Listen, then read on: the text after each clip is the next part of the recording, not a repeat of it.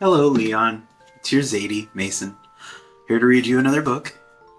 This one's Astrophysics for Babies. This one is for you as well.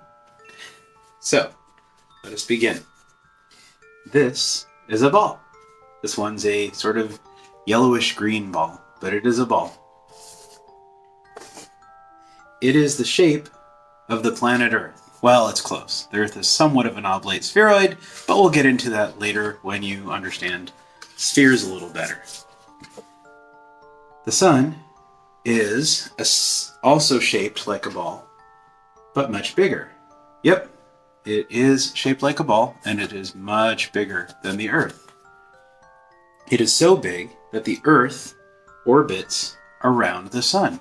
We go around the sun, and it takes about 365 days to do so. The sun is just a star, like all the other stars that you can see in the sky, but it looks big because it's so close to us, instead of all the other stars. They're very far away. Other stars look tiny because they are far away. So this is what the sky looks like, and you see the sun in the sky, and it looks really big, but it's a star like all the other stars that you see at night. Stars are big, heavy balls of gas. Yes, and I will sing you a song about that soon. Inside the stars, you have atoms squeezing together. We've talked about atoms before with protons and neutrons that push against each other or don't. Anyway, so here's all of the atoms that are pushing against each other inside the star. That is our sun. When they're pushing against each other, the smaller atoms combine to make bigger atoms and a lot of energy. So they squeeze together and they create bigger atoms, and also when they do that, when they force themselves into a giant, bigger atom, they release lots of energy, and you see the energy coming out. And that energy keeps stars hot and makes them shine brightly. So the energy that it's being released is the light that you see from the sun. When the universe was born, there were only a few of the simple atoms. So we had hydrogen, which we'll talk about. It's just got a proton and a neutron and an electron. Helium, which has 2 protons and 2 neutrons and 2 electrons. And lithium, which has 3 of each. See? 1, 2, 3. Okay? Now, at this time, much later on in the universe's age, now there are many kinds of atoms called elements. Most of these were made by stars. So there are a few exceptions that we have done, and possibly some that we don't get to see or haven't seen, but this is the periodic table of elements. So these are the elements, and this is what stars make when they squeeze the atoms together. Some elements were made by stars that were living, helium and carbon and nitrogen. And some elements were made by stars that were dying, like silicon and nickel and calcium. See?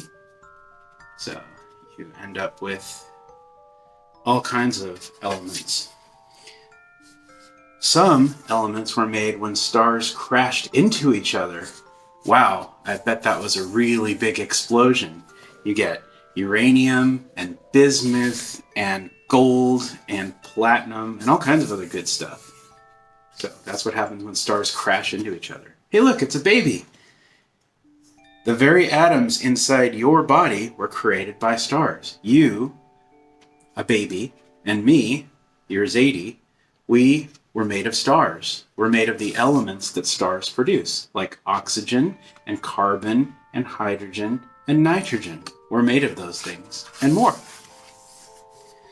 Stars that have exploded, sometimes stars explode, and they send atoms out into space, carbon and other things. But when they explode, really big explosion, they send carbon atoms and other kinds of atoms out into space.